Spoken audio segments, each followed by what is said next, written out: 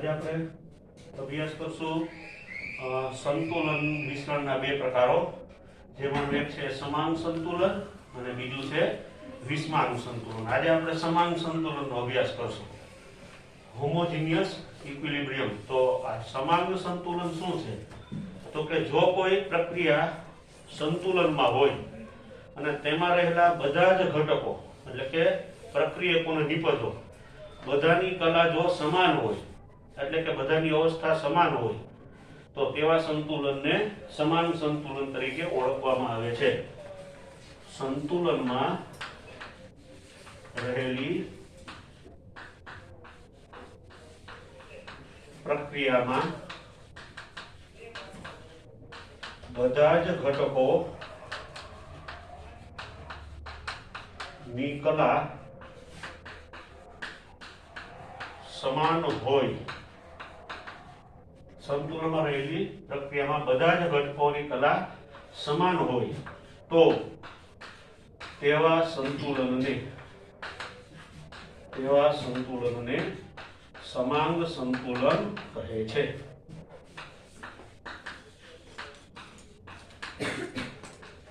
તમને બે ગુણનો પ્રશ્ન પૂછી શકાય, સમાંગ સંતુલન એટલે શું, ઉદાહરણ આપો. તો આપણે ઉદાહરણ જોઈ લઈએ. જેમ કે હેમરવિડીથી એમોનિયાનું ઉત્પાદન એ સમાંગ સંતુલનનું ઉદાહરણ છે.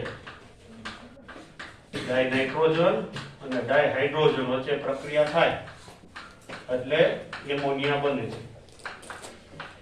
હવે આ પ્રક્રિયામાં તમે જોઈ શકો બધા જ ઘટકો પ્રક્રિયકો હોય કે નિપજ હોય બધાની કલા કેવી છે? એક સરખી. બધા જ ઘટકો વાયુરૂપ છે. તો આ શેનું ઉદાહરણ થશે? સમાંગ સંતુલનનું ઉદાહરણ થાય. તમને એમસીક્યુ પૂછી શકાય નીચેનામાંથી કયું સમાંગ સંતુલનનું ઉદાહરણ છે? તો એમાં આપણે એવી પ્રક્રિયા પસંદ કરવાની કે જેમાં બધાની કલા એક સરખી હોય. દાખલા તરીકે બીજું ઉદાહરણ લઈએ. ઇથાઇલ એસિટેટ લઈ એનું જળ વિભાજન.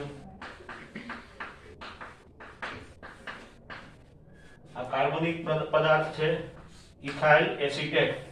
એની પ્રક્રિયા કોની સાથે કરશું? પાણી સાથે. એનું જળ વિભાજન કરવામાં આવે તો એક નિપજ મળશે આપણને ઇથેનોલ. આ C2H5 જે છે એ પાણીના OH સાથે જોડાશે. C2H5OH.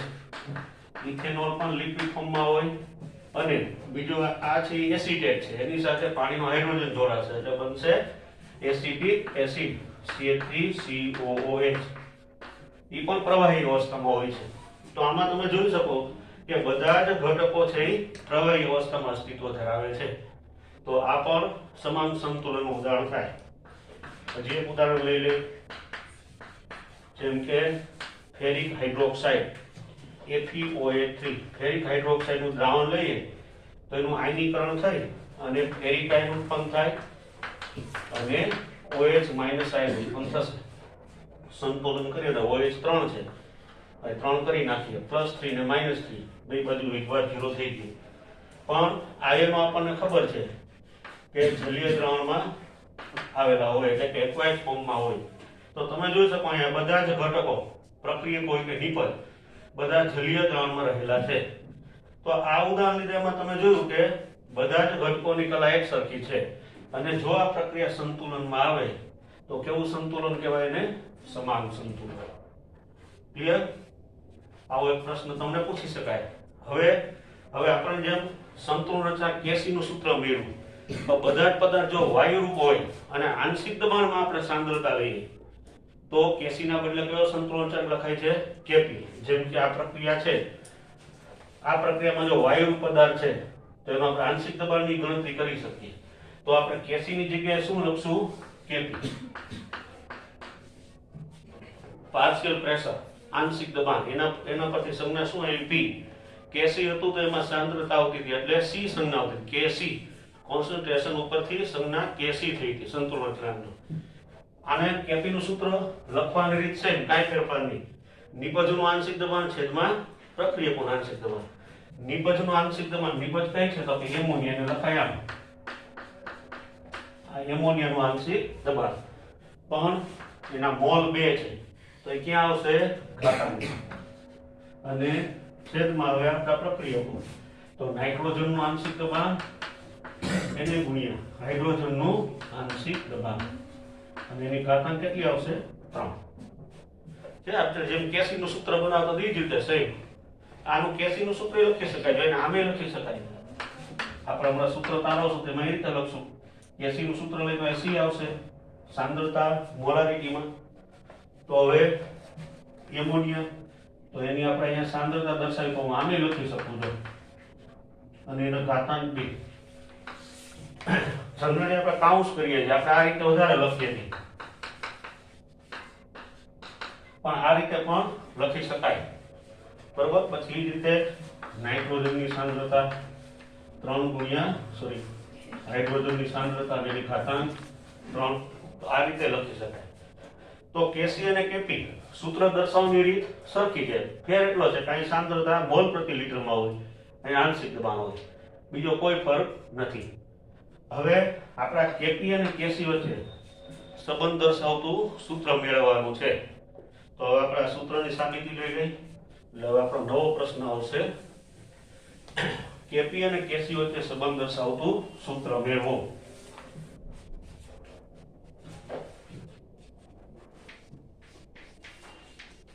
કેપી અને કેસી વચ્ચે સંબંધ દર્શાવતું સૂત્ર કેપી બરાબર KC into RT raise to delta NG મેળવો. આ સમીકરણ આપણે મેળવવાનું છે. તો એના માટે આપણે પ્રક્રિયા ધારી લઈએ જે અગાઉ આપણે રાસાયણિક સંતુલન નિયમમાં જે પ્રક્રિયા થઈ હતી બરોબર. તો આપણે કોઈ પ્રક્રિયા એવી ધારી લઈ કે જે પ્રક્રિયા અચળ તાપમાને થાય છે અને બધા ઘટકો વાયુરૂપ છે બરોબર. જોજો સાંભળજો બધાય ઘટક વાયુરૂપ કારણ કે આપણે સમાન સંતુલનની જ વાત છે. તાપમાન કેવું છે અચળ બરોબર. અચળ તાપમાને આપણે પ્રક્રિયા કરીએ તો અહીં લખી નાખીએ કે અચળ તાપમાને વાયુરૂપ ઘટકો માટે કોઈ એક પ્રતિવર્તી પ્રક્રિયા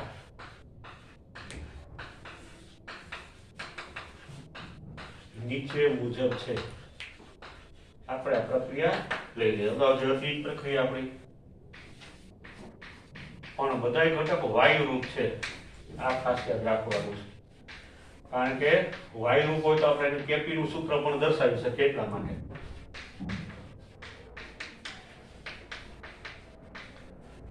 હવે આપણે પહેલા આ ચારેય ઘટકો છે જે A B C અને D એની સાંદ્રતા પહેલા આપણે મોલ પ્રતિ લિટરમાં લઈએ. તો આપણે લખી નાખીએ કે ધારો કે પ્રક્રિયકો A અને B તથા A અને B એવી રીતે આપણે આમાં ઘટક જ લખી નાખીએ. પ્રક્રિયકોને ધારો કે પ્રક્રિયામાં રહેલા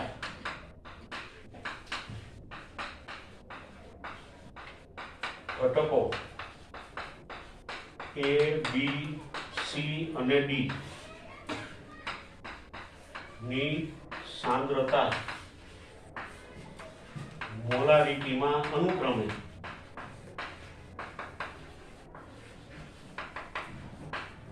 એટલે આપણે સાંદ્રતા શેમાં લેશું મોલારિટીમાં બરોબર. અનુક્રમે CA, CB, CC અને CD છે. આપણે આવું ધારી લઈએ બરોબર. ABCD ની સાંદ્રતા અનુક્રમે શું લીધી CA, CB, CC અને CD. આ A ની સાંદ્રતા B અને C ની આ D ની સાંદ્રતા. આથી કેસી નું સૂત્ર નીચે મુજબ થશે. આપણે કેસી નું સૂત્ર લખીને એને સમીકરણ નંબર 1 આપી દઈએ. કેસી બરાબર એની પદ છે આપણી C અને D. તો આ C ની સાંદ્રતા અને એના મોલ એને ગુણ્યા D ની સાંદ્રતા એના મોલ આ A ની સાંદ્રતા અને એના મોલ B ની સાંદ્રતા અને એના મોલ. સમીકરણ નંબર 1 બરોબર. હવે આ જ રીતે આ ઘટકોની સાંદ્રતા આપણે શેમાં લઈ લઈએ આંશિક દબાણ માટે આપણને શેનું સૂત્ર મળે કેપી નું સૂત્ર બરોબર. તો તો ધ્યાન રાખીએ આપણે.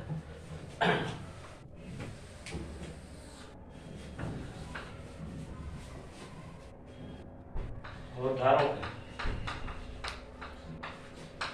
પ્રક્રિયામાં રહેલા ઘટકો A, B, C અને D નું આંશિક દબાણ અનુક્રમે PA, PB, PC અને PD છે. હવે આપણે આ જ ઘટકોના આંશિક દબાણ લઈ લઈએ, બરોબર? તો એ અનુક્રમે શું થશે? PA, PB, PC અને PD. તો હવે જો આંશિક દબાણ લઈએ આપણે, તો પછી આપણે સંતુલન ચલ કયો લેવો પડશે? Kp. તો આથી સંતુલન અચળાંક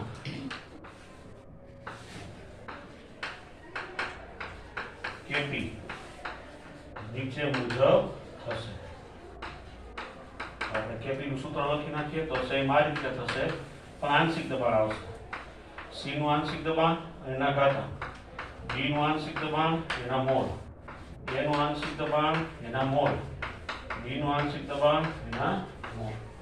સમીકરણ નંબર 2. હવે આપણે ઉપયોગ કરશું આદર્શ વાયુ સમીકરણનો. આદર્શ વાયુ સમીકરણ PV બરાબર nRT પરથી હવે જો આપણે કોને સૂત્રણ કરતા બનાવશું તો P ને એટલા માટે કે આપણી પાસે આંશિક દબાણ છે, તો આપણે એનું જો સૂત્ર મેળવી લઈએ તો કદાચ અહીંયા જે કાંઈ આપણને સમીકરણ મળશે એ આપણે આ ઘટકોને લાગુ પાડી શકશું. તો આપણે P ને સૂત્રણ કરતા બનાવી તો n/v RT. યાદ કરો n/v શું થશે? n અને v શું છે તમને ખબર પડી જાય તો એની જગ્યાએ શું મૂલ્ય મૂકી શકાય? n એટલે શું છે? મોલ, અને v કદ લીટરમાં, એટલે મોલ પ્રતિ લીટર છે. તો આ સાંદ્રતા જેવી મોલ પ્રતિ લીટરમાં, તો એની જગ્યાએ આપણે શું મૂકી શકીએ? C. P બરાબર CRT, કારણ કે n/v બરાબર C. હવેથી આપણે યાદ રાખવાનું કે ગમે ત્યારે n/v આવે તો એની જગ્યાએ C મૂકી શકીએ, અને જો C હોય તો એની જગ્યાએ n/v મૂકી શકીએ. આપણે 12th માં પણ તમારે આની જરૂર પડશે. જ્યારે જરૂર પડે ત્યારે n/v એટલે ઈ મોલારિટી સાંદ્રતા મોલારિટીમાં જ થઈ, તો n/v બરાબર C. તો આપણને કંઈક આવું સમીકરણ મળ્યું. જો P બરાબર CRT, આ આપણે દરેક ઘટકને લાગુ પાડી દઈએ, એટલે કે જો A ને લાગુ પાડવું તો અહીં આંશિક દબાણ આવે તો PA થાય. આ સાંદ્રતા CA, આ અચળાંક છે ને તાપમાન આપણે અચળ લીધેલું છે. જો અગાઉ જ આપણે કહી દીધું છે કે આ પ્રક્રિયા અચળ તાપમાને થાય છે. તો એ માટે સૂત્ર શું થાય? PA બરાબર CART, B લઈ તો PB બરાબર CBRT. એટલે દરેક ઘટકને આપણે લાગુ પાડી દઈએ. તો હવે દર્શાવી દઈએ આપણે.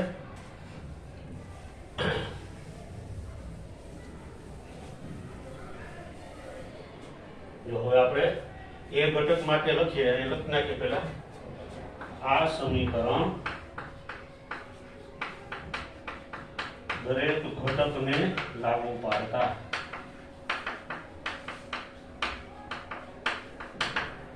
તો અહીં આવશે એ ઘટક માટે PA બરાબર CBRT, B ઘટક માટે PB બરાબર CBRT, C ઘટક માટે PC બરાબર CCRT અને D ઘટક માટે PD બરાબર CBRT.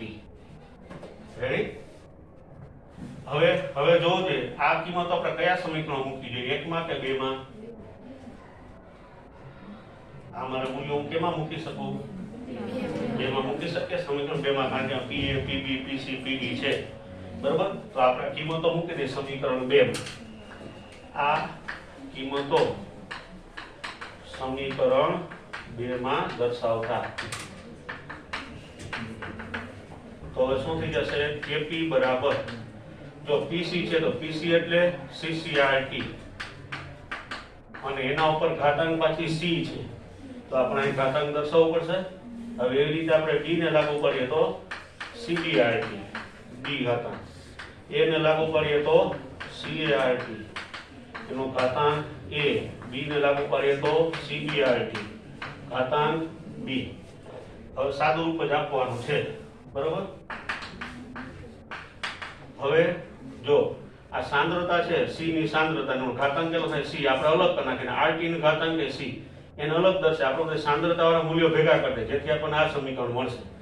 જો જેમ કે c ની સાંદ્રતા અને c ઘાતાંક, તો આ રીતે આપણે લખી શકીએ cd ની આ d ની સાંદ્રતા અને ઘાતાંક તો cd રેઝ ટુ d છેદમાં. હવે આ ભૂસી નાખો, આ આપણું સૂત્ર છે એ લાગુ પાડવાનું છે સમીકરણ 1. અહીં આપણે લખી નાખીએ ca raise to a into cb raise to b અને અહીંયા આપણે કિંમતો દર્શાવી દઈ rt ની કેટલી ઘાતાંક c અને rt ની d છેદમાં એ જ રીતે rt ની ઘાતાંક a અને rt ની ઘાતાંક d. હવે આ તમે જોવો જોઈએ, હમણાં આપણે સમીકરણ 1 અહીં દર્શાવેલું હતું છે, સમીકરણ 1 જ છે, મીન્સ કે આ કેસી નું સૂત્ર છે, તો તેની જગ્યાએ આપણે કેસી મૂકી શકશું. અહીં દર્શાવી દઈએ kp બરાબર કેસી ઇન્ટુ, હવે અહીંયા આધાર સરખો ઘાતાંકનો સરવાળો c પ્લસ d અને એવું જ છેદમાં બનશે a પ્લસ b.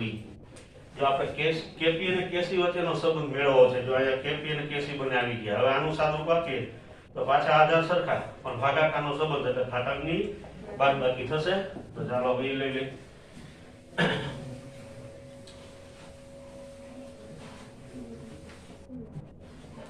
તો હવે અહીંયા પર દર્શાવીએ આપણે કે કેપી બરાબર KC into RT raise to c plus d minus a plus b.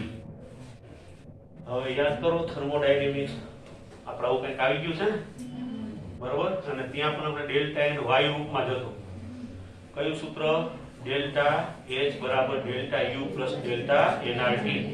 તો એમાં આપણે ડેલ્ટા n એટલે કે મોલ આપણે લીધા હતા, બરોબર. ડેલ્ટા n એટલે મોલનો તફાવત, પણ કોની કોની વચ્ચે હતો? નિપજોના મોલ માઈનસ પ્રક્રિયકોના મોલ. તો જો આ નિપજોના જ મોલ છે, જો C અને D, C અને D આપણી પ્રક્રિયામાં શું છે? નિપજ. અને A અને B એટલે પ્રક્રિયા, અને બધા વાયુ રૂપ છે એટલે આપણે ડેલ્ટા n લખશું, બરોબર. ડેલ્ટા n G વાયુ સ્વરૂપો માટે લખશું. તો Kp બરાબર Kc into RT raise to delta Ng, જ્યાં ડેલ્ટા n બરાબર c plus d minus a plus b લેતા c plus b minus a plus b ની જગ્યાએ આપણે ડેલ્ટા n લીધું. તો આ ડેલ્ટા n શું દર્શાવે છે? તો કે આ છે નિપજોના મોલ માઇનસ પ્રક્રિયકોના મોલ, બરોબર. પછી એમાં આપણે ડેલ્ટા n ઉપરથી ડેલ્ટા h અને ડેલ્ટા u વચ્ચેનો સંબંધ પ્રસ્થાપિત કર્યો હતો. તો આમાં ડેલ્ટા n ઉપરથી Kp અને Kc વચ્ચેનો આપણે સંબંધ પ્રસ્થાપિત કરી. તો પેલું લઈએ કે જો ડેલ્ટા n ગ્રેટર ધેન 0 હોય તો, હવે આ ડેલ્ટા n નું મૂલ્ય ધન હોય તો Kp નું મૂલ્ય Kc કરતા વધારે આવે. દાખલા તરીકે 2 ઘાત હોય તો RT નો સ્ક્વેર, માની લો કે RT નું મૂલ્ય, માની લો ઉદાહરણ પૂરતું લઉં છું કે 5 છે, તો 5 નો વર્ગ 25, તો Kp નું મૂલ્ય Kc કરતા કેવું હોય? 25 ગણું વધારે આવ્યું. એટલે ધન ઘાતાંક હોય તો Kp ગ્રેટર ધેન Kc થાય. તો Kp ગ્રેટર ધેન Kc. તો યાદ રાખવાનું ડેલ્ટા n ગ્રેટર ધેન 0 હોય તો Kp ગ્રેટર ધેન Kc થાય. હવે જો ડેલ્ટા n લેસ ધેન 0 હોય તો Kp લેસ ધેન Kc થાય. માં ઘાતાંક ઋણ હોય, માની લો કે -2 હોય તો Kc ના છેદમાં RT રેઝ ટુ 2 અથવા RT નો સ્ક્વેર આવે, એટલે Kp નું મૂલ્ય Kc કરતા કેવું આવે? ઓછું આવે. અને જો ડેલ્ટા n બરાબર 0 હોય તો Kp Kc. તમને આ MCQ માં આમાંય પૂછાય, પછી કોઈ પ્રક્રિયા આપી હોય ને પછી એમ લખ્યું હોય કે આ પ્રક્રિયા માટે કયો સંબંધ સાચો છે. દાખલા તરીકે આપણે અહીંયા હમણાં હેબર વિધિની પ્રક્રિયા હતી આપણે,